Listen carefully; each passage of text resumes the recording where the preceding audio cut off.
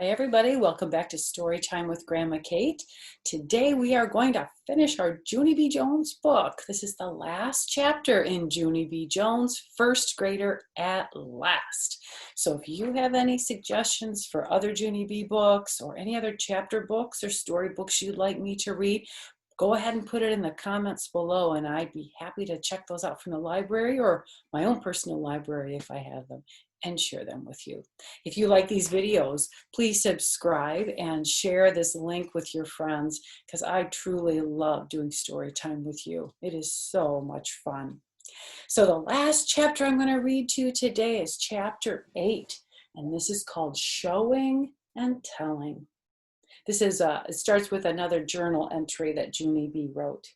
It says, Friday. Dear first grade journal, today I brought my new glasses to school. They are hiding in my sweater pocket because I don't want to put them on, that's why. My stomach is in a knot ball. Also, there is tension in my head. We are having show and tell soon. I wish this day was over.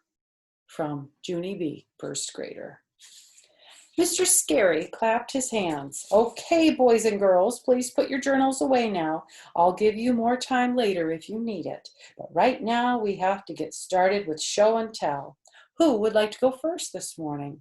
May sprang out of her chair. I would, she called out. Then she quick grabbed a brown envelope out of her backpack and she ran to the front of the room. It's my report card from kindergarten, everyone, she said, real thrilled. I brought my report card to share with you. May waved it around in the air. Look, everyone can see. Can everyone see this? I got E pluses. E is for excellent. See, there's an E plus next to every single subject. She held the report card in front of her. Okay, now I will read you each subject one by one, she said. After that, she took a deep breath and she started to read. Number 1, I followed directions. Number 2, I used my time wisely. Number 3, I observed school rules. Number 4, I cleaned up my work area. Number 5, Mr. Scary stood up. Thank you, May, he said. That is very interesting, but I'm afraid that we are going to have to move along now. And May raised her voice. Number 5, I was courteous and respectful. Number 6, I used materials wisely. Number 7, Just then, Mr. Scary took May's arm and he led her back to her seat. I think she was showing off a little bit. I would not take my report card to the front of the class, even if it was a really good one. I would think I wouldn't want the other kids in the class who may not have done so well to feel bad. That's kind of like bragging, don't you think? I think a little bit. Anyway, Lenny raised his hand to go next. He passed around his new styling gel, plus also he let us touch his hair. After that, Sheldon showed us how long he could stand on one foot, and Jose sang a song about frogs. And Shirley showed us her turkey sandwich. She showed us the bread and the mayonnaise and the tomato.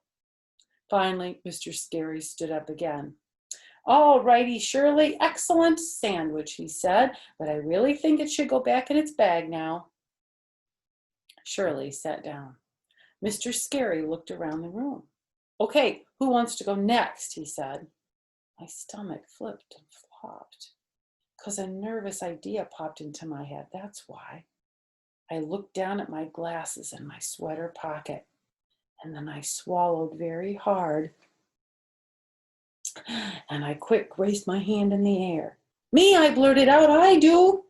Mr. Scary smiled. Great, Junie B, he said. Did you bring something to share?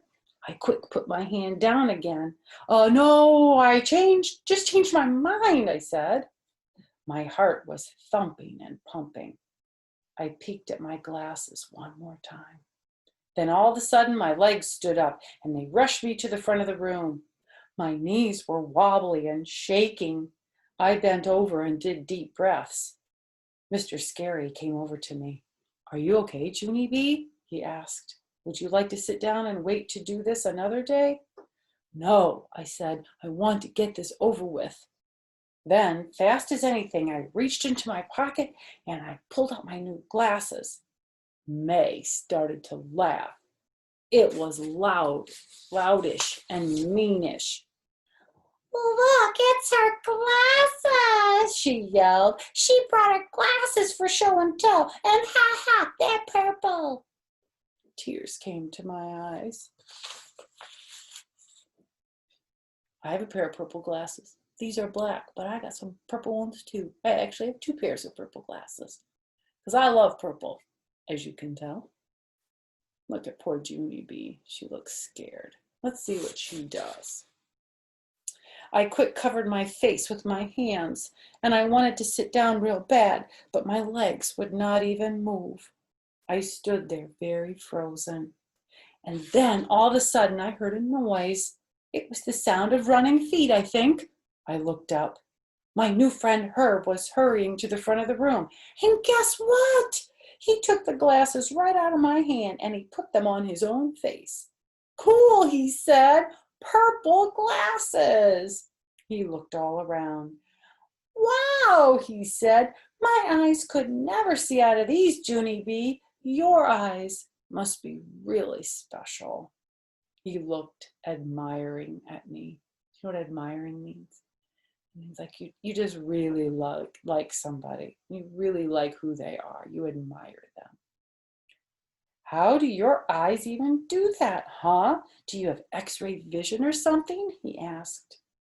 I shrugged my shoulders, kind of shy. "I don't actually know, Herbert," I said. "Possibly." Herb gave the glasses back to me. "Here," he said, "put them on and read something." I rocked back and forth on my feet. "Oh, well, okay, Herb, if you insist," I said. After that, I put on my glasses and I walked all the way to the back of the room. I read the announcement off the board. "Friday, September 23rd, I read. Today, get ready for show and tell." I smiled real proud. "The end," I said. After that, I went back to my desk, and Herb hurried over to me. He gave me a high five. And guess what else? Lenny and Jose gave me high fives too, and Mr. Scary did a thumbs up. "Excellent glasses, Junie B. Jones," he said. "Sí," said Jose. "Excelente." And there's Junie B. giving him high fives. Isn't that great? I love her glasses. I'm so glad they help her see better.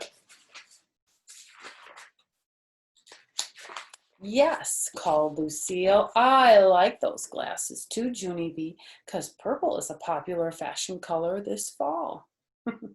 My heart felt cheery at that news. I looked at May very smudgy. "Well, yay for purple," I said. After show and tell was over, Mr. Scary gave us more time for our journals. I picked up my pencil real happy, and I added 2 more lines. "P.S. Hey, what do you know? I think I might like first grade." I looked around the room and grinned, and everything was crystal clear. I just love Junie B. Jones books. Some of you grown-ups out there might have known me when I was a little girl, and I was a lot like Junie B. Jones. I was a little ornery sometimes. I was a little naughty sometimes. But I remember when I got my first pair of glasses, I was 8 years old. I was in 3rd grade at Glendale Fieldbox School. And I felt like Junie B. I did not want to wear my glasses, and I thought everybody would call me Four Eyes or say I looked ugly or whatever, because my sisters didn't have glasses. And I'll never forget, I was standing outside the school at the end of the day, leaning against the brick wall, and the principal came over. Her name was Mrs. DeProspero, and she cupped my face in her hands, and she told me, "Katie, those glasses make you look so pretty." And I got in the car and I never thought about it again.